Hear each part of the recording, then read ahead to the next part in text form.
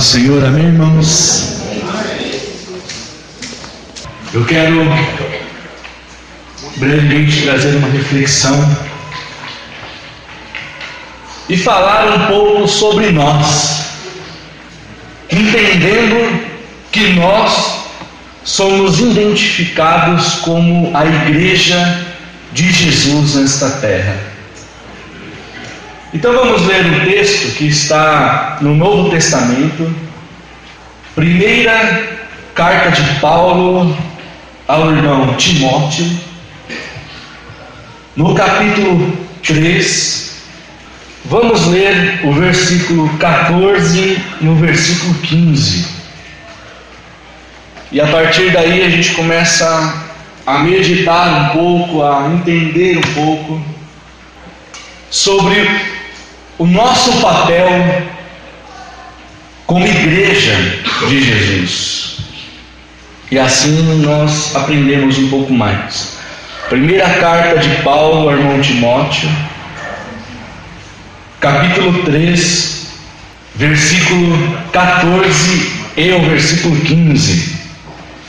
Diz assim: escrevo-te essas coisas, esperando ir ter-te depressa, mas se tardar, para que saibais como convém andar na casa de Deus, que é a igreja do Deus vivo, a coluna e firmeza da verdade. Vou ler novamente o versículo 15. Mas se tardar, para que saibais como convém andar na casa de Deus, que é a igreja do Deus vivo, coluna e firmeza da verdade.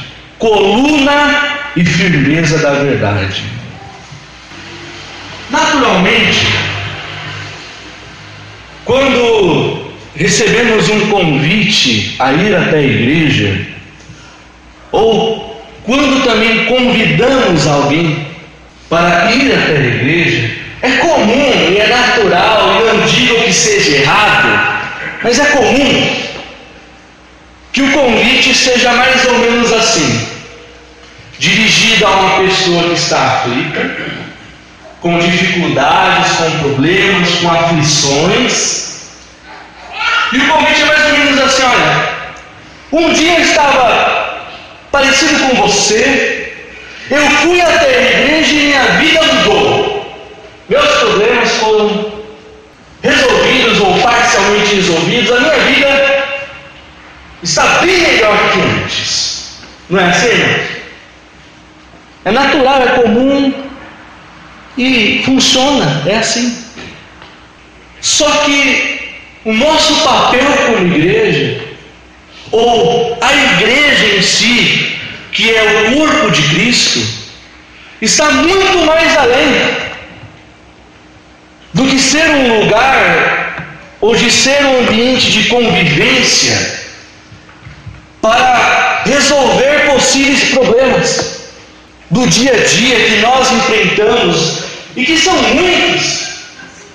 E dependendo da ótica que nós temos os problemas, parece que são gigantes, ou que são tão numerosos como um enxame de abelhas, dependendo da ótica que vemos os problemas, as dificuldades da vida. Mas ser igreja ou conviver num ambiente como igreja é muito mais do que um convite para resolver os problemas, para adquirir paz, para vencer uma possível depressão, para viver uma prosperidade ou coisa do tipo. Ser igreja ou viver num ambiente como igreja é ser a coluna e firmeza da verdade. É ser a coluna de sustentação da verdade do Evangelho de Jesus Cristo. E aí que eu começo a falar com você. Porque a igreja, não digo o templo de tijolo, madeira, enfim, no mundo tem igrejas construídas de diversas formas, tendas, e vai de acordo com a cultura ou com as condições financeiras, enfim. Não me refiro à igreja templo, mas à igreja organismo, que é composto de pessoas, cada uma com características, personalidades diferentes. E Deus dotou cada um de nós de uma capacidade diferente de enxergar as coisas, de apresentar soluções, de apresentar sugestões, de ver o que acontece em volta com olhares diferentes, e cada um desses olhares e cada uma dessas capacidades é como se fosse uma engrenagem que se ajusta perfeitamente para que o corpo de Cristo se desenvolva, cresça, caminhe e permaneça a existir nesta terra enquanto não houver o arrebatamento. Alguns têm, vamos dizer assim, vocações naturais, né? E outras pessoas que desenvolvem algumas capacidades a decorrer da vida, mas seja por uma vocação natural, ou seja, por desenvolver um talento, independente qual seja o meio que veio esta graça, contribui para o corpo de Cristo de alguma forma, que é um organismo vivo. Podem fechar a igreja, templo físico, podem derrubar o templo físico, podem proibir o templo físico, só que nunca vão conseguir destruir o templo e morada do Espírito Santo, que somos nós, a igreja de Deus vivo. Então somos muito mais do que 4 paredes de tijolos. Somos a coluna de sustentação da verdade do Evangelho. E como coluna de sustentação da verdade do Evangelho, e Paulo fala isso nas cartas a Timóteo, que era um presbítero, um mensageiro do Evangelho, fala: olha, é bom que você tente e almeje, busque manejar bem a palavra, a fim de estar pronto, apto a atender às necessidades do corpo de Cristo, e num eventual questionamento está apto a responder. Então é bom que você maneje bem a palavra de Deus, que é algo que todos nós, independente do que fazemos ou deixamos de fazer dentro de uma comunidade, como cristãos, temos que desejar isso, conhecer um pouco mais as Escrituras, tentar manejar um pouco mais a palavra de Deus, conhecendo os ensinamentos de Jesus Cristo. Eu fui entender um pouco mais os ensinamentos de Jesus quando eu olhei para Jesus como uma pessoa, não como uma religião. Eu até preguei um tempo atrás alguma coisa parecida. Quando eu olho para Jesus, não como uma cartilha de regras do que pode ou não pode, do que é ou não certo ou correto, mas como uma pessoa, e enxergar Ele fora das construções religiosas que nós conhecemos na atualidade. Porque cada grupo que se denomina evangélico ou cristão tem uma forma de entender o que lê na Bíblia. E tem umas formas que são estranhas, muito estranhas, por sinal. Mas quando você consegue separar, não se fixar a uma visão específica de um grupo religioso, e olha para a Bíblia simplesmente como sendo ela a Bíblia, a vida de Jesus, o Evangelho começa a ser um pouco mais claro. Os ensinamentos de Jesus parece que se tornam um pouco mais claro dentro da sua mente. E você começa a até enxergar e falar: nossa, fizeram parecer tão difícil, Mas parece que não é tão difícil assim. Basta querer e crer, ter fé, estar dispostos. Né? Você consegue passar pela porta estreita. Como coluna e firmeza da verdade, nós temos que tentar isso. Tentar manejar, aprender mais nos ensinamentos de Jesus. E tem uma verdade da Bíblia, e tem uma verdade de Jesus que eu quero falar. Eu começo a falar fazendo uma pergunta: reencarnação ou ressurreição? Para nós é bem que óbvio, né? Ressurreição. Mas se confunde um pouco os termos. E eu digo isso porque um dia, numa conversa, num bate-papo com algumas pessoas conhecidas, eles falaram assim que existem muitas semelhanças do cristianismo com outras religiões. Que existem muitas semelhanças dos ensinamentos bíblicos com outras religiões. E eu afirmei e disse: é verdade, existe mesmo. Se for ver de uma forma geral, sem se aprofundar muito, parece que tudo é igual. Só que tem uma grande diferença, e essa diferença é o que se destaca de tudo o que pode ter uma semelhança. É que o único que oferece a vida eterna é Jesus. Você pode ir numa outra religião, ou numa outra crença, ou qualquer outra coisa que se diz Deus, e se fala de Deus, vão te oferecer cura, e pode ser que você seja curado, independente de qual seja o Deus invocado lá. Pode ser que nesse determinado lugar te ofereçam prosperidade, e a partir de então você começa a ser uma pessoa próspera, independente de qual seja o Deus ou o culto prestado naquele lugar. Só que o único que vai te oferecer entrar pelos portões eternos é Jesus Cristo. João está escrito que a vida eterna é esta: que creiam em Jesus como o único e verdadeiro Deus. Então, muitas coisas se assemelham ao cristianismo com outras religiões. Então, reencarnação e ressurreição, para nós, é um pouco óbvio, sim, ressurreição. Mas o que é reencarnação?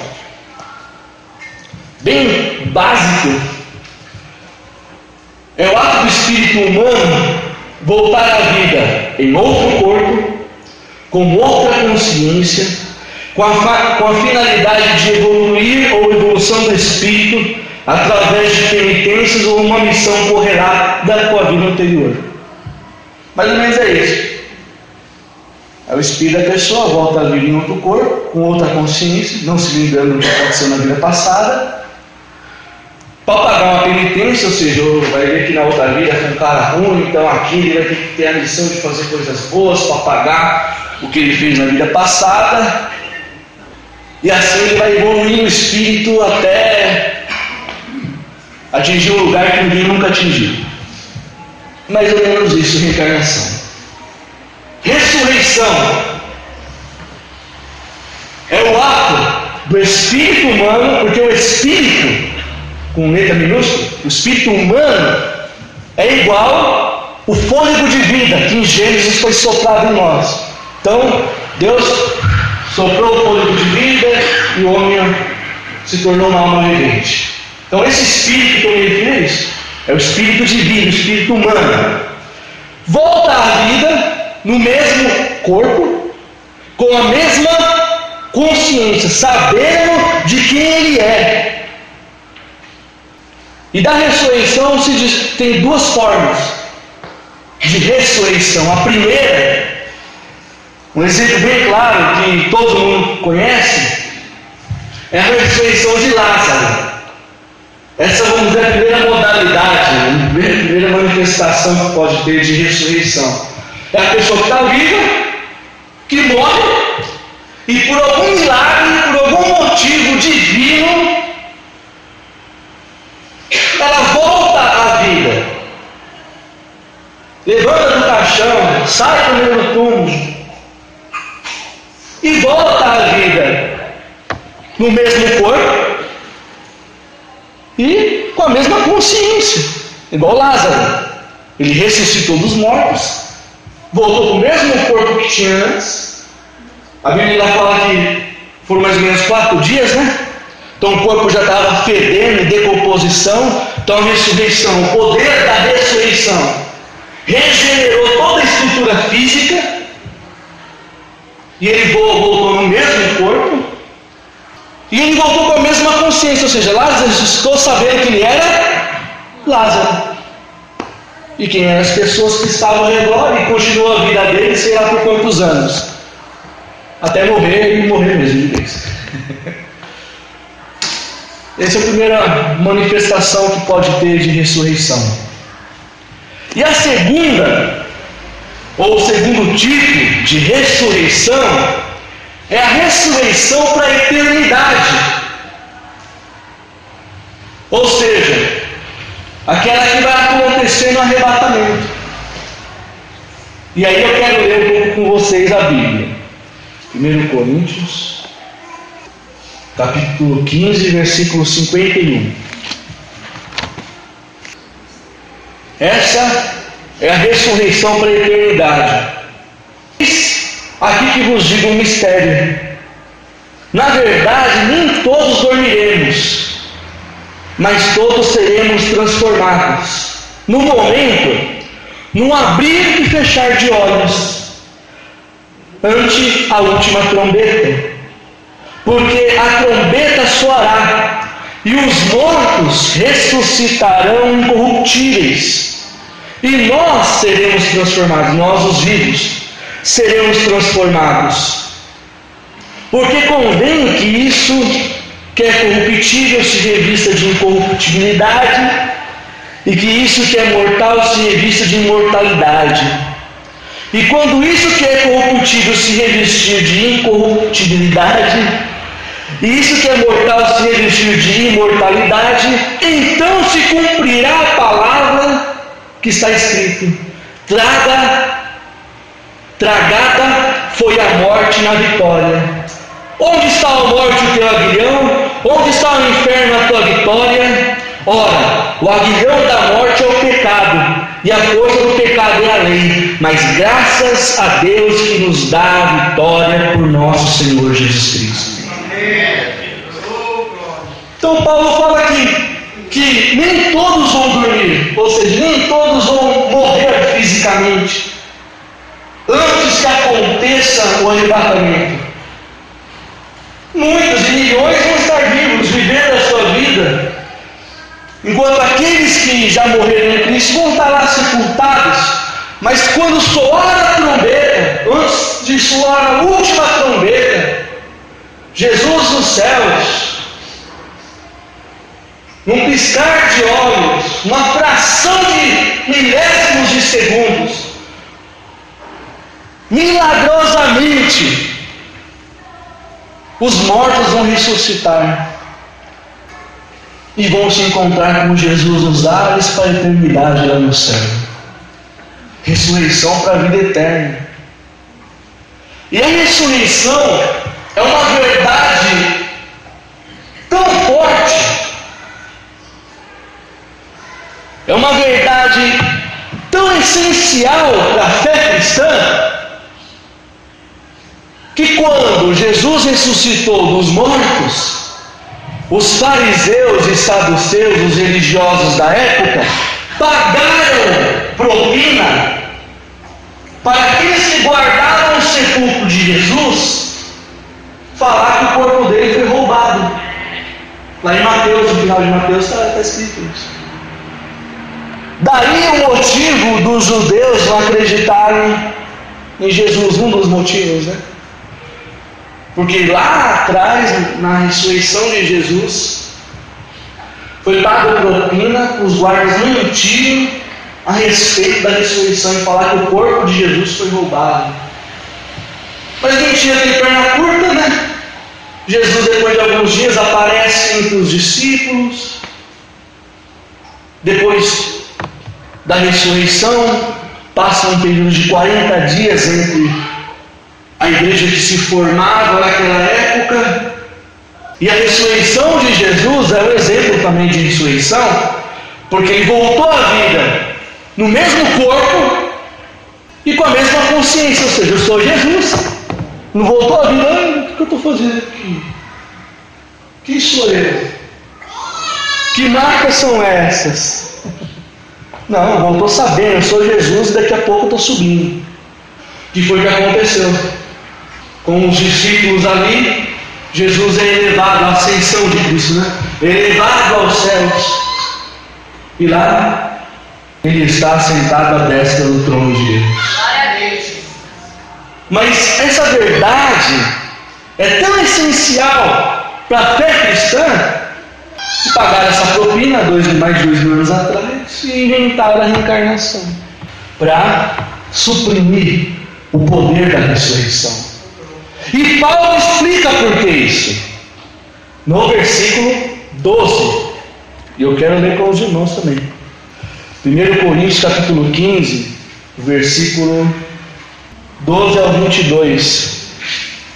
Diz assim: ora, se se prega Cristo que ressuscitou dos mortos, como dizem alguns dentre vós que não há ressurreição dos mortos? E se não há ressurreição dos mortos, olha só a pegadinha, também Cristo não ressuscitou. E se Cristo não ressuscitou, logo é vã a vossa pregação e também é vã a vossa fé. E assim somos também considerados como falsos testemunhas de Deus, pois testificamos que Deus ressuscitou a Cristo, ao qual porém não ressuscitou, se na verdade os mortos não ressuscitam. Porque se os mortos não ressuscitam, também Cristo não ressuscitou. Fala duas vezes, mesma coisa. E se Cristo não ressuscitou, é vã a vossa fé e ainda permaneceis nos vossos pecados. E também os que dormiram em Cristo estão perdidos, ou seja, aqueles que morreram acreditando que participaria da ressurreição para a vida eterna, morreu em vão, acreditou em vão. Versículo 19: se esperamos em Cristo só nesta vida, somos os mais miseráveis de todos os homens. Se a ressurreição para a eternidade ela não existe, somos os mais miseráveis. Nossa fé é a mais forte que possa existir nesse mundo, se não existe ressurreição. Olha o versículo 20, vamos continuar. Mas agora Cristo ressuscitou dos mortos e foi feito as primícias dos que dormem. Porque assim como a morte veio por um homem, também a ressurreição dos mortos veio por um homem. Porque assim como todos morreram em Adão, assim também todos serão vivificados ou ressuscitados em Jesus Cristo. Glória a Deus, aleluia. Se Jesus ressuscitou como Ele ressuscitou, e nós cremos que Ele ressuscitou antes da última trombeta, nossos corpos serão transformados em glória, os mortos ressuscitarão, e a eternidade nós vamos passar com Jesus Cristo. Glória a Deus. Então, queridos, nós temos que defender a nossa fé. Nós somos coluna e firmeza da verdade. Nós somos coluna de sustentação da verdade do Evangelho de Jesus. Para alguns, parece ser loucura. Para muitas pessoas, e até para muitos grupos que se dizem cristãos ou evangélicos, é uma loucura ser coluna e sustentação da verdade. É uma loucura. O que esse rapaz está falando disso? Eu vim aqui para buscar milagre em muitos lugares. O que esse rapaz está falando? Eu vim aqui para ser próspero, né? Mas eu digo uma coisa: se no princípio da igreja, com os 12 apóstolos e mais ou menos quase 150 irmãos, se aquele pessoal, se aquele primeiro grupo lá atrás, em Atos dos Apóstolos, não fossem coluna e sustentação da verdade, você não estaria aqui hoje. Sabe o que eu quero dizer? Se a igreja de Jesus Cristo, que é a igreja do Deus vivo, não for coluna de sustentação ou coluna e firmeza da verdade, possivelmente os que virão depois de você e a sua família não vão estar aqui. Possivelmente, se você não for coluna de sustentação da verdade, você vai ser a última geração a estar aqui buscando a Deus. Já pensou nisso? Então, sendo coluna de sustentação da verdade, nós somos como atalaias de Deus na terra. Você sabe o que é uma atalaia? Quem se recorda mais ou menos que é uma atalaia? É um termo, né, muito antigo. Atalaia nada mais, nada menos é do que aquela pessoa que fica numa torre alta, vigiando o território e pronto para alertar se alguém vai invadir ou se vai acontecer alguma tragédia. Então ele fica naquela torre bem alta, só observando. Você vê muito aqueles filmes de guerra antigo, né? Troia, esses filmes assim, né? Você vê, fica aquelas pessoas no muro, só observando o que está vindo lá na frente. Está vindo a multidão, aí já toca a sirene para avisar o rei que está vindo gente para a guerra. Atalaia é isso.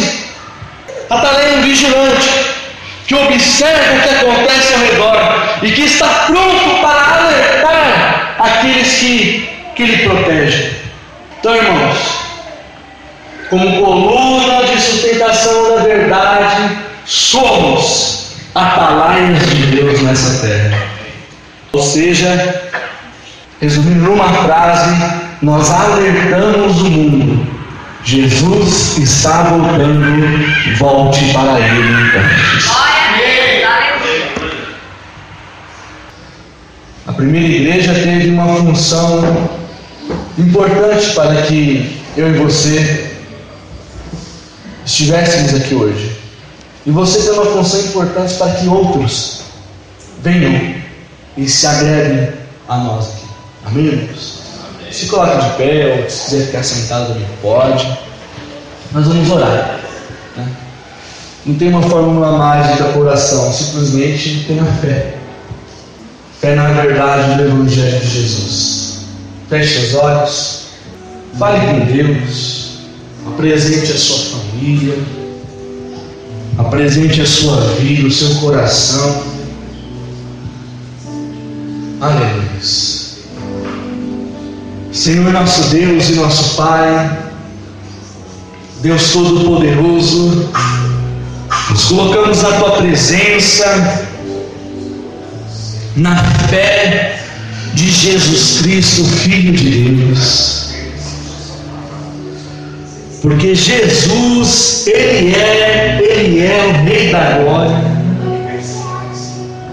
É nisso que nós cremos, ó Deus. Então, ó Pai, que a Sua graça se manifeste em nosso meio. O Senhor sonde o coração de cada irmão, de cada irmã.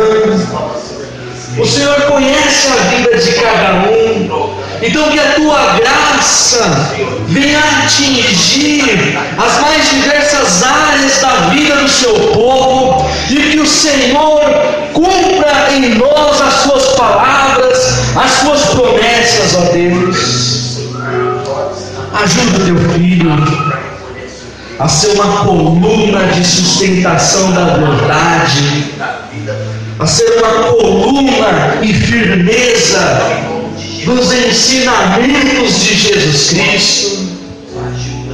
Que a sua palavra seja gravada nas tábuas de nosso coração, para que em momento algum venhamos esquecer das suas palavras, das suas promessas, dos seus ensinamentos. Que nós sejamos a sua igreja, a igreja do Deus vivo, cujas portas do inferno não vão prevalecer.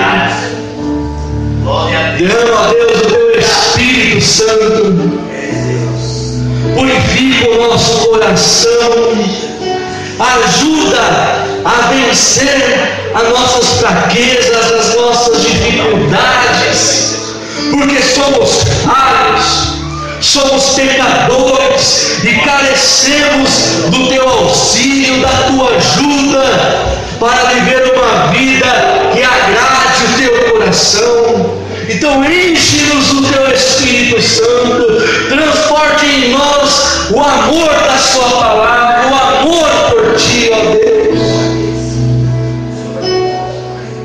Pai eterno, seja conosco,